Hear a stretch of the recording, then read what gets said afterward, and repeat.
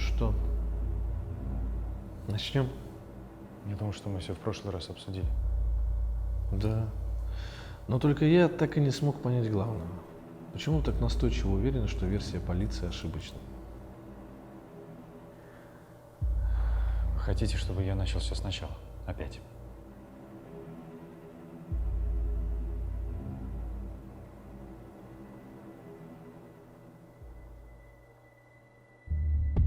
Внимание, всем патрулям, находящимся поблизости от преследования. Необходимо обращение к службу. Прием. Требуется помощь. Прием.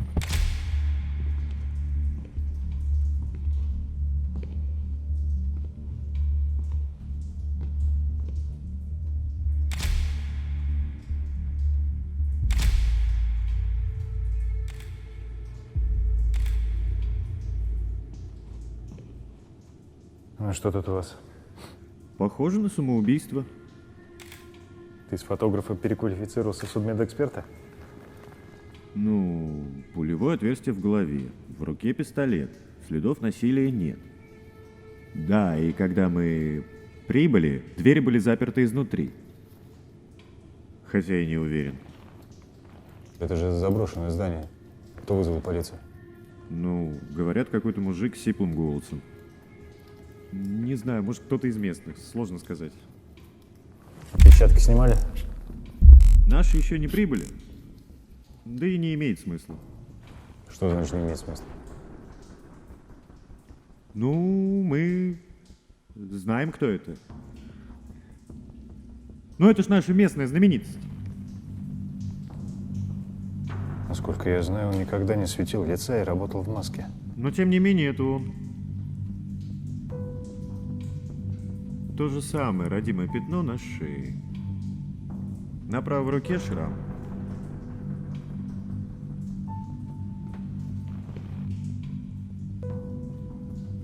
Да и физические параметры в целом совпадают. Рост, комплекция. Мы не могли ошибиться.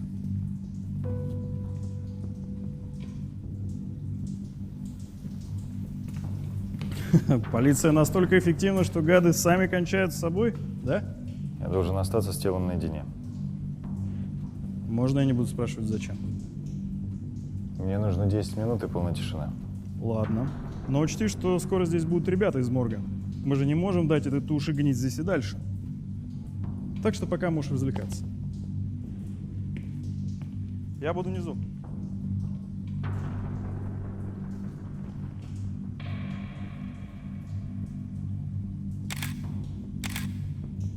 Да, еще кое-что.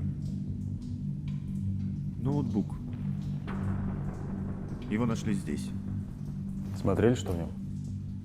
Нет, он запаролен.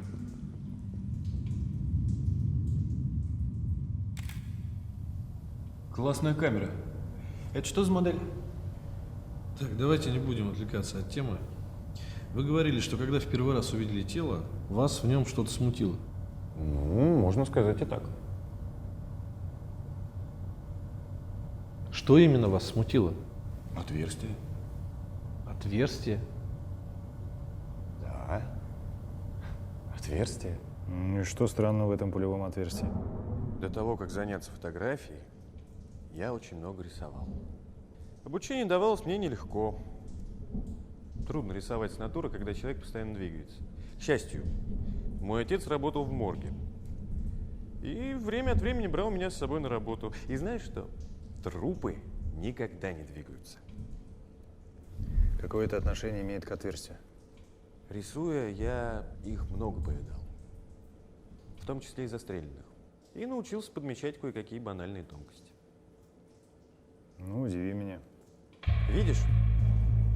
Пуля, которая побывала у него в голове, вошла слева, а вышла справа. Это видно по пулевому отверстию. А пистолет почему-то в правой руке. А меня все это время смущали его часы. Часы? Они у него на правой руке. Значит, он левша. Левша, который стреляется правой. Не все люди, которые носят часы на правой руке, левши. Люди редко бывают оригинальные. Что ж, вы говорили, что на месте преступления вас также смутила кровь? Меня смутило отсутствие брызг на полу. Брызг? Представьте, человек стреляет себе в голову из пистолета. В упор. Пуля проходит насквозь. Должны были остаться брызги. Ну вот специалисты. Специалисты. Баллистика мой конек, не ваш. И эксперты мне не нужны. Очень странно, что никого не смутил тот факт, что отсутствует кровяной след от стены до тела. Там было темно. И потом я знаю, что на тот момент на месте не было экспертной группы, которая могла бы расставить точки над «и». Она была в пути. Появись она раньше, кто знает, чем все закончилось. Ну и на что ты намекаешь?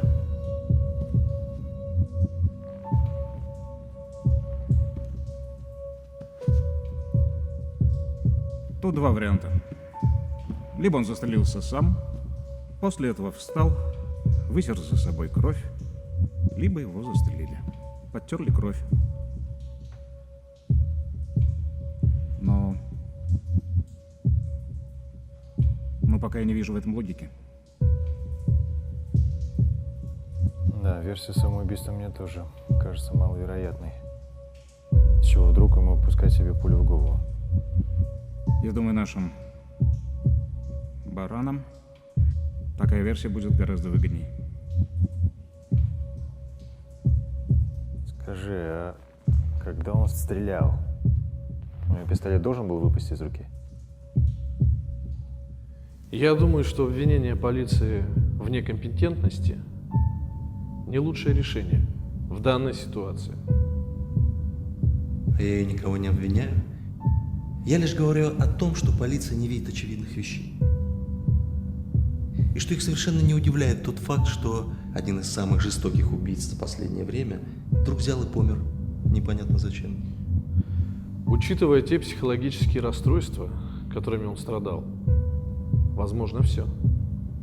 Псих он или нет, обстоятельства, при которых он покинул этот мир, крайне странные. Но это, видимо, никого не смущает. Даже если так.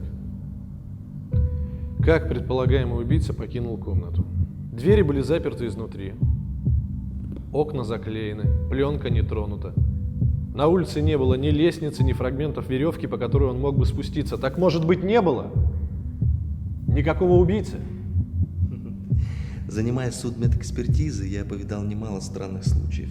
И этот, безусловно, не исключение. Однако пулевое ранение, расположенное совершенно в нетипичном месте для самоубийцы, говорит нам о том, что его все же кто-то застрелил.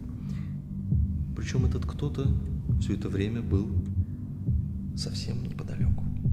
Итак, он вошел сюда, закрыл за собой дверь и застрелился. Странно, правда?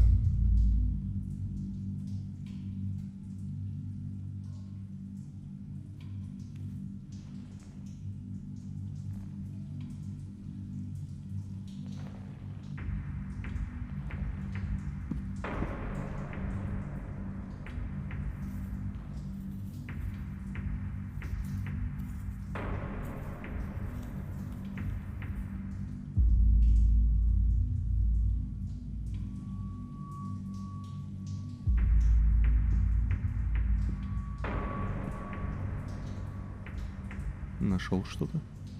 Цифры. Есть идеи, что они могут означать? Я эксперт по мертвецам, знаешь ли, а не по их ребусам.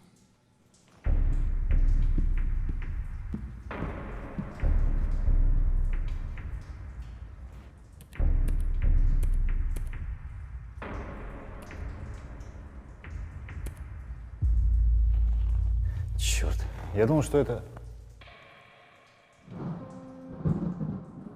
Как вы думаете, то, что с вами произошло некоторое время назад, как-то могло повлиять на ваши профессиональные навыки? Вы намекаете на то, что мне что-то там привиделось? Я вас ни в чем не обвиняю. Да и вообще это не в моих интересах. Но для того, чтобы вам помочь, я должен проработать все варианты. Да, я понимаю. Все на службе шептались у меня за спиной после того случая с женой. Послушайте. Эксперты досконально изучили тело. Мы с вами оба прекрасно знаем, что там было самоубийство. Они так хотят поскорее закончить с этим делом, что готовы закрыть глаза на все, что угодно.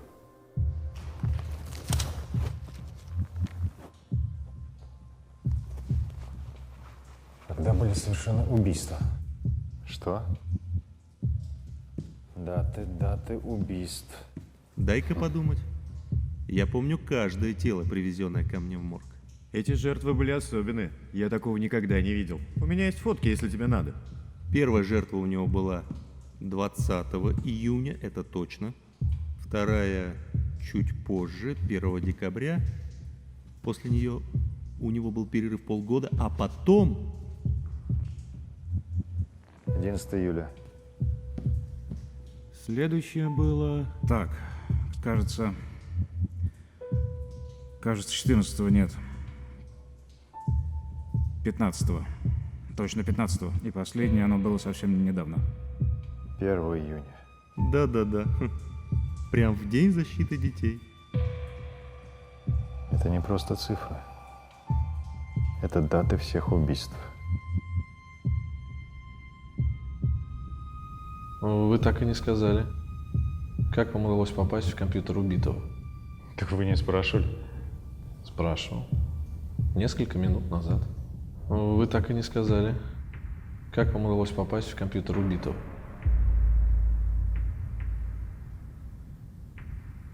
Ну так как же? Хотите, я загадаю вам загадку? Если это поможет, почему бы нет? Ты обладаешь этим до тех пор, пока с кем-то не поделишься. После этого ты утратишь это навсегда. Что это? Ну, я не знаю. Мысль? Это тайна. И к чему это все? Тайна – это ключ. А это не просто даты. Это номера. Номера чего? Каждая цифра – это номер буквы в алфавите. Он что, убивал по алфавиту?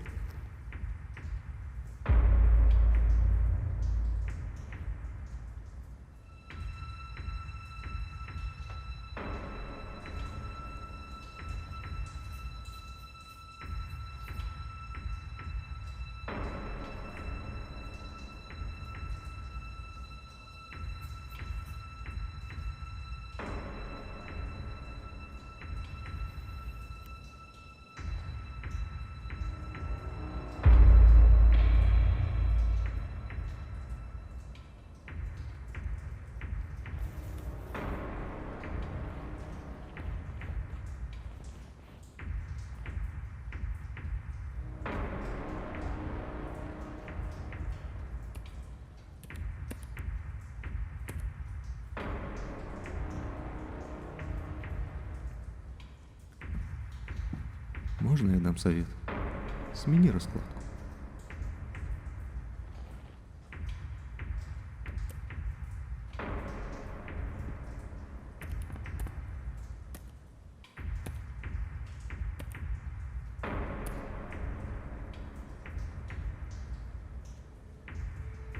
Упс.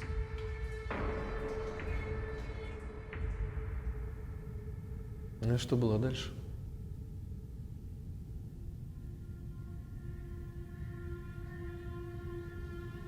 Я не помню.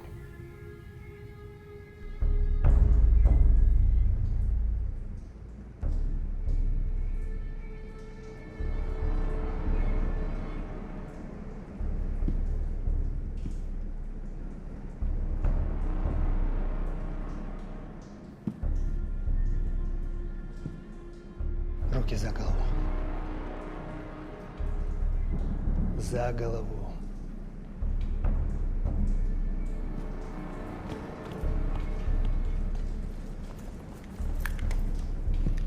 Повернись.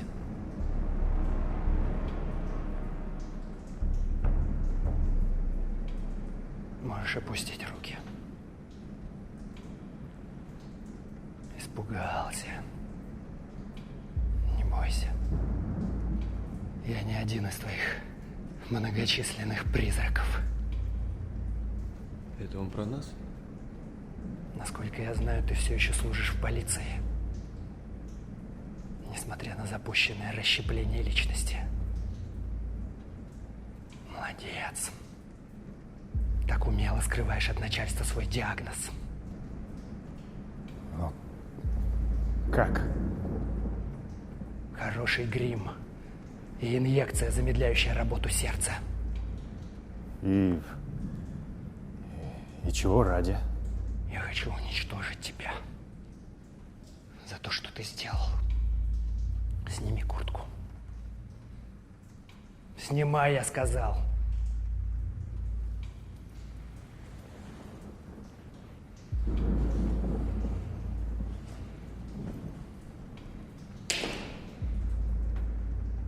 Если бы я не намалевал на себе твои отметины, ты бы не примчался сюда, верно?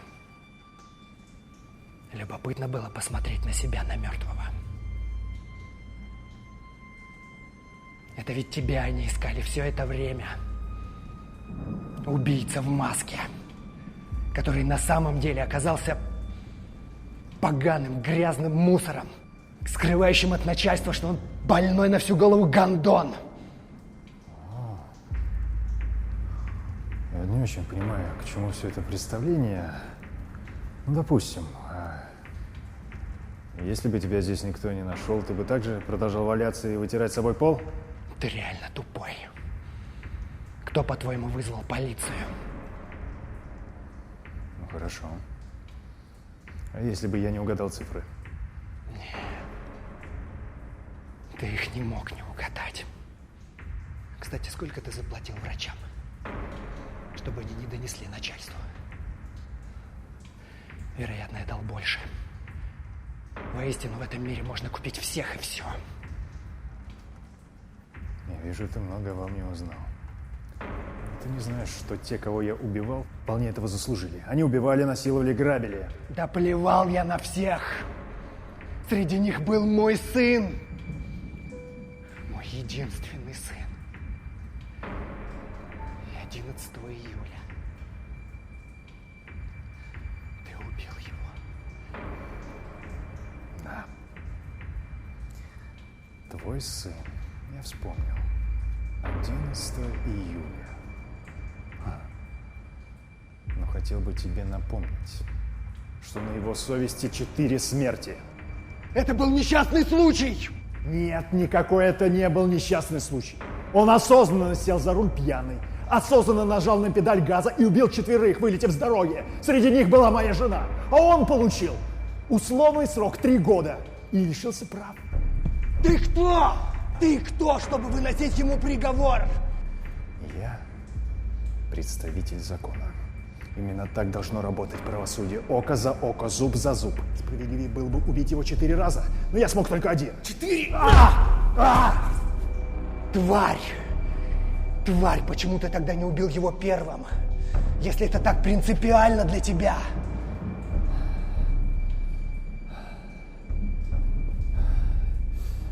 Я ждал именно этого числа. Но теперь пришла моя очередь выносить тебе приговор. Выстрелишь? На 1-м этаже полицейский он услышит и прибежит сюда. Нет. Пуля. Слишком легкое наказание для тебя. Я уничтожу твое гребаное имя. Как только ты ввел правильный пароль, программа автоматически разослала фотографии во все участки города. И сейчас твои коллеги узнают, что ты грязный, вонючий наркоман. Да еще и с поехавшей крышей. Да, сильно. Но я все равно не понимаю, к чему весь этот цирк. Ты бы мог фотографии из дома разослать. Я хотел насладиться и посмотреть в твои говняные глаза. Насладился? У меня для тебя плохая новость. У тебя ничего не получится. Скоро здесь будет полно полицейских.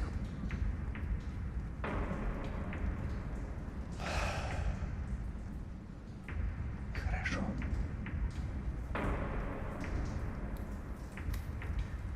Представление надо довести до конца. Око за око.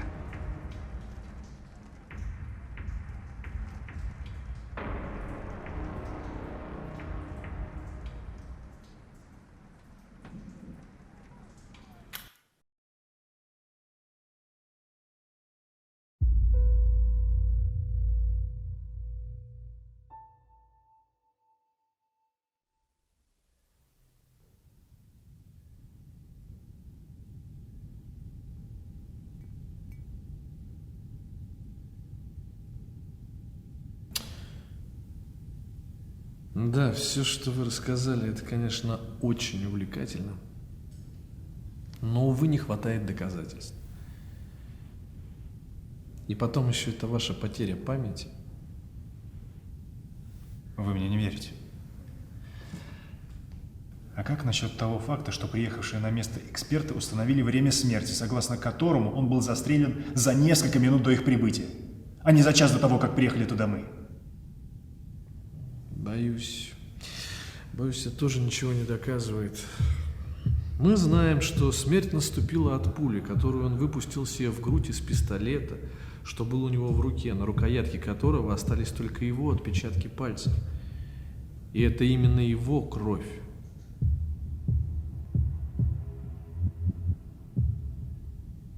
И вот несмотря на все это, я вам верю.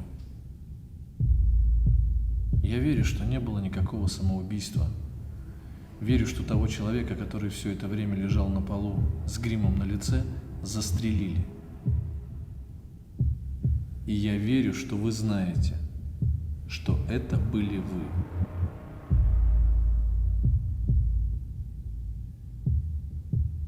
Я знаю, вы очень много лет отдали службе в полиции.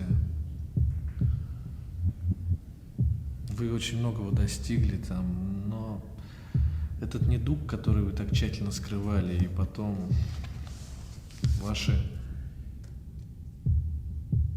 интересные знакомые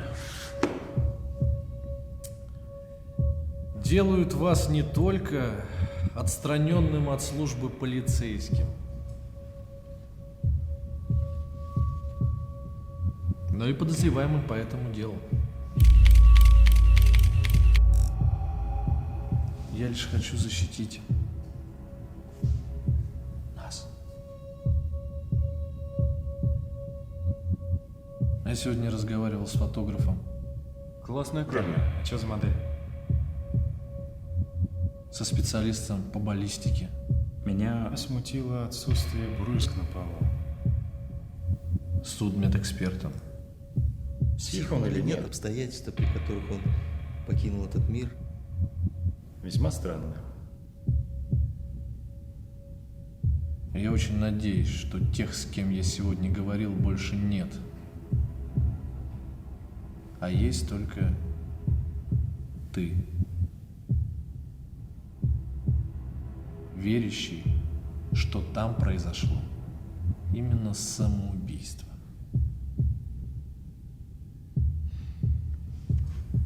Признай это.